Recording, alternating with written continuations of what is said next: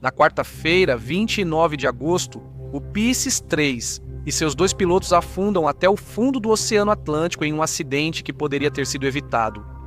O acidente gera uma operação internacional de resgate de 76 horas. O Pisces 3 foi construído pela International Hydrodynamic de North Vancouver, Colômbia Britânica, e lançado em 1969. O submersível comercial canadense mede 6 metros de comprimento, 2 metros de largura e 3 metros de altura. Ele pode levar 2 tripulantes. Ele foi construído para operar e explorar áreas do oceano com profundidade de até 1.100 metros. Pisces 3 é adquirido pela empresa britânica Vickers Oceanics em 1971.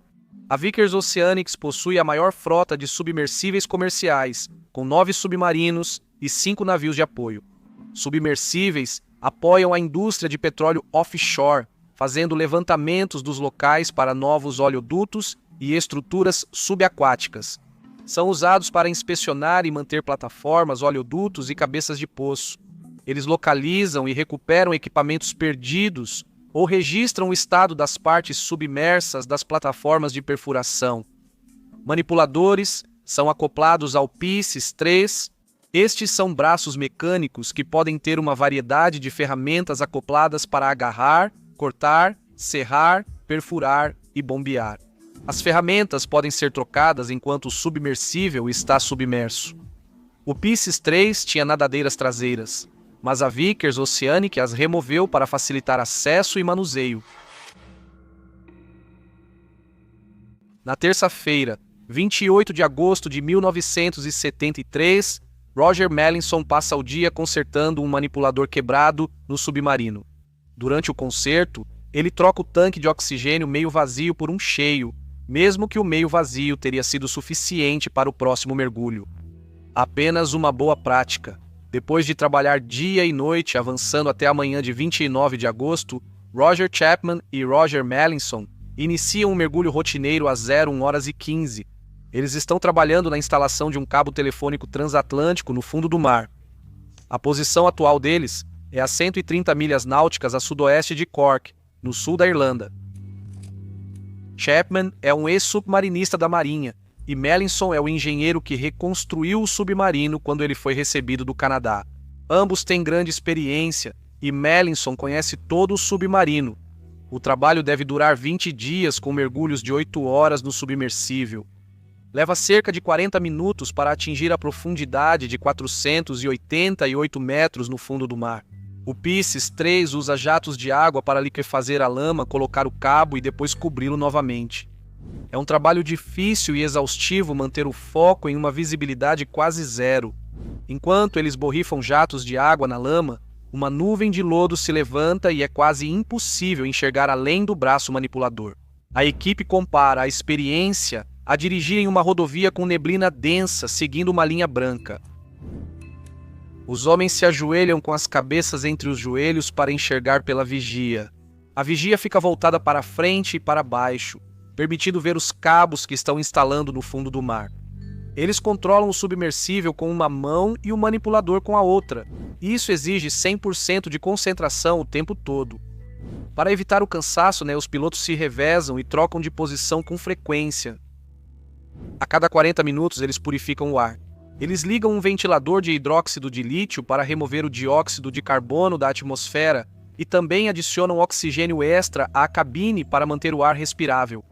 Se eles não purificarem o ar, o dióxido de carbono se acumula na câmara, deixando-os tontos e fracos. Eles também mantêm um registro em vídeo durante cada mergulho. Após o turno de 8 horas, os 2 homens começam a subir. Às 9h18, após um mergulho bem-sucedido, o Pisces 3 chega à superfície. Os 2 homens ouvem o cabo de reboque sendo preso ao navio de apoio Vickers Voyager. Uma voz pelo rádio os informa que o cabo de reboque está agora preso. Mas a mensagem é rapidamente abafada por um zumbido agudo. É um som familiar para Chapman e Melanson. Eles já ouviram isso antes. É o alarme na esfera de popa, uma parte independente do submersível que abriga máquinas e armazenamento de óleo. A condensação já acionou o alarme antes. Normalmente ele para assim que começa, sem motivo para preocupação, então os homens o ignoram. Mas desta vez ele para e então o ruído agudo começa de novo, o que não é normal. Quando investigo desastres marítimos e reconstruo os momentos finais de uma embarcação, as imagens certas são fundamentais. Por isso, o Storyblocks virou parte essencial do meu trabalho. É a ferramenta criativa tudo em um na qual eu confio, reunindo mais de 7 milhões de ativos de mídia de alta qualidade em um só lugar.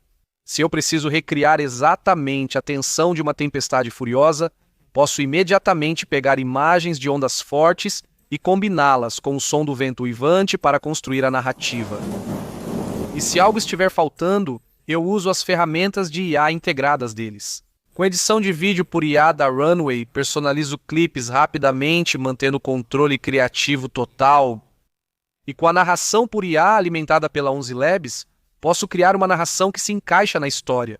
Como foi projetado para velocidade e simplicidade, acesso toda a biblioteca diretamente dentro do After Effects e do Premiere Pro, usando o plugin do Storyblocks. Isso me economiza horas semanais, permitindo focar na pesquisa em vez de buscar em várias plataformas. O Storyblocks me dá acesso a uma enorme biblioteca de recursos, e com uma assinatura posso baixar conteúdo ilimitado. É uma opção extremamente econômica. Para começar a contar histórias melhores, acesse o link na descrição ou escaneie o código QR. Aproveite 15% de desconto em qualquer plano anual antes que a oferta acabe, então confira agora. Estou ansioso para ver suas criações e desejo sucesso. O cabo de reboque ficou enredado com a esfera de popa e forçou a abertura de uma escotilha. Chapman e Mallinson ouvem o som da água entrando pela escotilha aberta, inundando a esfera de popa com mais de 1 tonelada de água. Pisces 3 se inclina para trás quando o peso da água desestabiliza o submersível, que afunda sob o Waterline Stories. Mallinson grita para monitorarem a profundidade. Eles já estão a 30 metros abaixo da superfície e descendo rapidamente. Aos 53 metros, o submersível dá um tranco e para. O cabo de reboque de nylon interrompeu a descida. O submersível balança nas correntes por instantes enquanto os homens tentam se situar. Então, com um estalo alto, a corda se rompe e os homens despencam em direção ao fundo do mar. Enquanto descem, Mallinson e Chapman ouvem partes do submersível se soltando.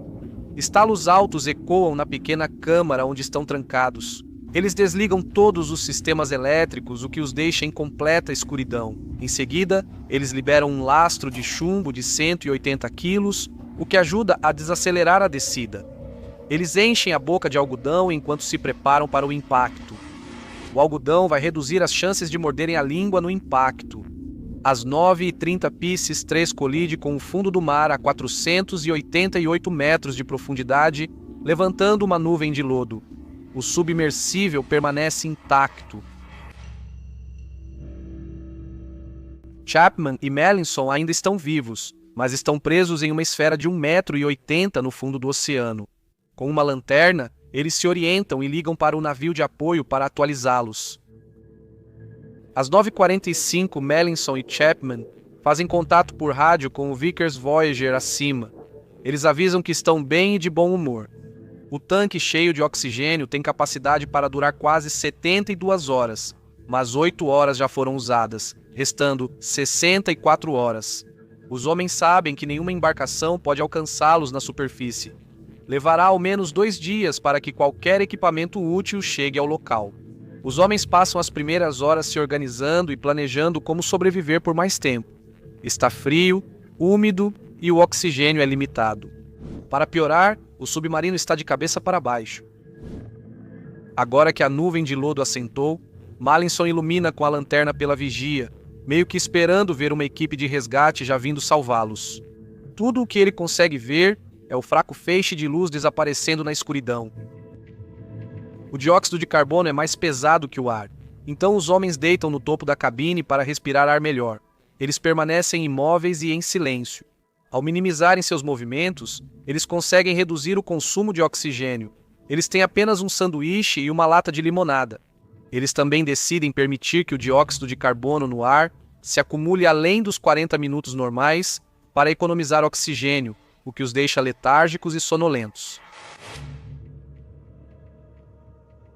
Vickers Voyager notifica a Marinha Real, a Marinha dos Estados Unidos e a Guarda Costeira Canadense sobre a emergência. Eles coordenam um plano de resgate de emergência.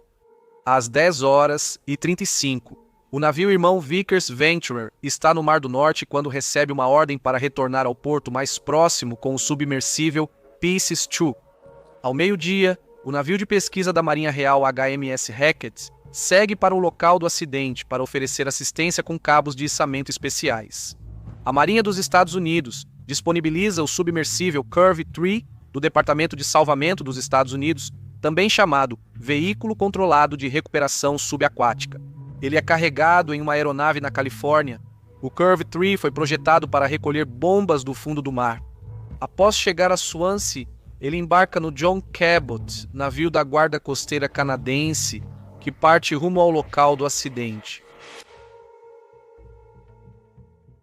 No dia seguinte, quinta-feira, 30 de agosto, às 20h15, o Vickers Voyager chega a Cork e carrega os submersíveis Pisces 2 e Pisces 5, que são transportados de avião durante a noite. Às 22h30, o Vickers Voyager está carregado e segue de volta para o local.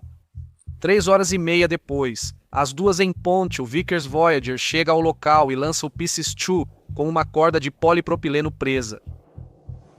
Durante a descida, a corda de içamento se solta do braço manipulador do Pisces 2 e o submarino de resgate precisa retornar à superfície para reparos. O Pisces 5 é colocado na água para a próxima tentativa de resgate. O submarino de resgate chega ao fundo do oceano com uma corda de polipropileno e um mosquetão. O Pisces 3 pousou em uma trincheira e está quase invisível no fundo do mar. O Pisces 5 procura até que suas baterias fiquem fracas. Ele retorna à superfície sem avistar o Pisces 3. Em seu segundo mergulho, às 12h44, o Pisces 5 encontra a tripulação. A equipe do submarino de resgate tenta prender a corda, mas não consegue conectá-la ao Pisces 3. O Pisces 5 agora espera junto com o Pisces 3. O Pisces 2 volta para a água, mas precisa ser trazido de volta a bordo por causa de um vazamento.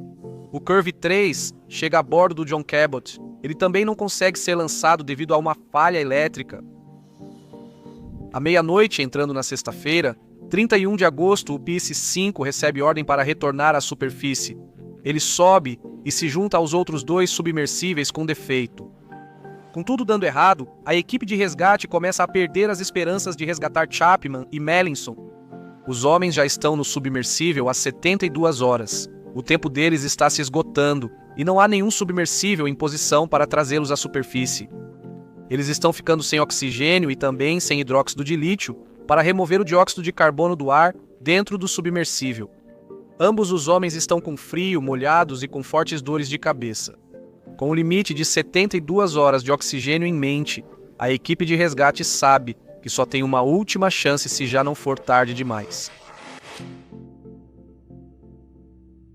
No sábado, 1º de setembro, às 4h02, o Pisces 22 é lançado.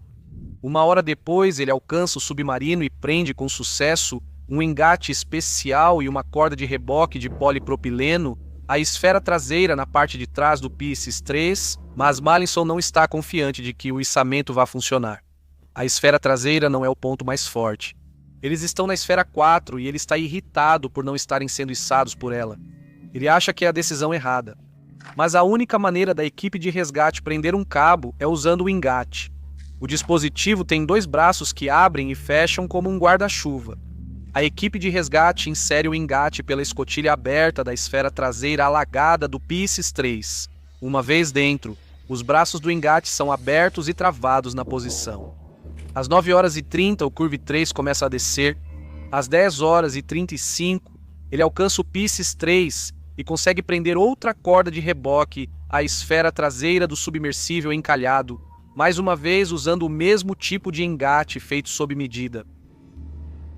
Quando a segunda linha é presa, Melanson e Chapman dividem o sanduíche e a limonada. Não faz sentido guardar agora. Às 10h50, o içamento começa, e assim que o submersível se desprende do fundo do oceano, Ele começa a balançar e girar violentamente. Melanson e Chapman estão fracos e desorientados. A rotação piora ainda mais a forte dor de cabeça que já sentiam. A equipe de resgate no Pisces 2 assiste impotente enquanto o Pisces 3 gira e sacode fora de controle. Eles se perguntam se os dois homens vão conseguir chegar à superfície. Pelo menos eles saíram do fundo do mar e estão subindo. A subida é lenta até que o submersível está a 106 metros da linha d'água quando para de repente. Curve 3 está enroscado no cabo de reboque. O Pisces 2 ajuda a desenroscar o Curve 3 e a subida continua até chegar a 30 metros. Mergulhadores fixam cabos de içamento mais pesados ao submersível.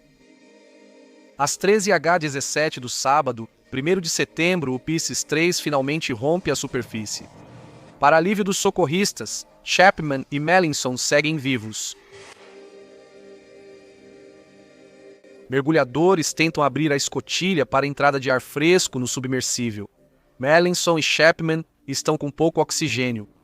Eles foram girados e sacudidos com força durante o içamento, que durou quase 3 horas. A dor latejante nas cabeças atinge o auge e os mergulhadores não conseguem abrir a escotilha, travada pelo impacto no fundo do mar.